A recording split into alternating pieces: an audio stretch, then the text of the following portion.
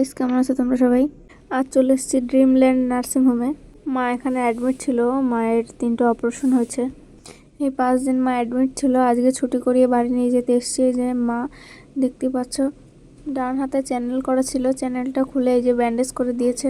আর মা যে নার্সিং হোমটা ছিল, তো এটা দুটো টাইম হচ্ছে গেট খুলে রাখে, সকালে আর বিকেলে ভিজিটিং কার্ড দিয়ে দেয়। তো বাড়ির লোক এই দুটো টাইম পেশেন্টের সাথে দেখা করতে আসে। এই যে মাকে নিয়ে লিফটে করে নিচে নেমে যাচ্ছি। আর মা তো এখনও নিজে থেকে কিছু করতে পারে না, মাকে এখনও একটা মাসে ধরে আছে, তারপর দিদা সবাই মিলে ধরে আছি। আর 3টে অপারেশন, কতটা শরীরটা অসুস্থ সেটাও তো বুঝতে হয়।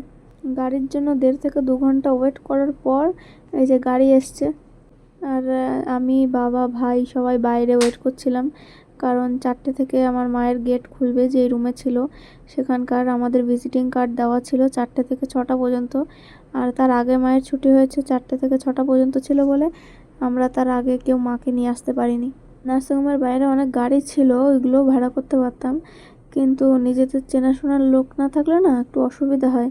আর বর্ধমান থেকে চৌগ্রাম আমাদের বাড়িটা অনেকটাই দূর, অনেকটা টাইম লেগে যায় আমাদের বাড়ি আসতে। আর গাড়ি স্লোতে চালাতে হয়, অনেক আস্তে আস্তে চালাতে হবে, কারণ মার তো কন্ডিশন খুব একটা ভালো ছিল না এই কারণে।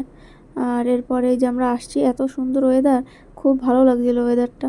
এরপর অনেকে কমেন্ট করবে যে মাকে ছুটি করাতে গেছো না ভিডিও করতে গেছো।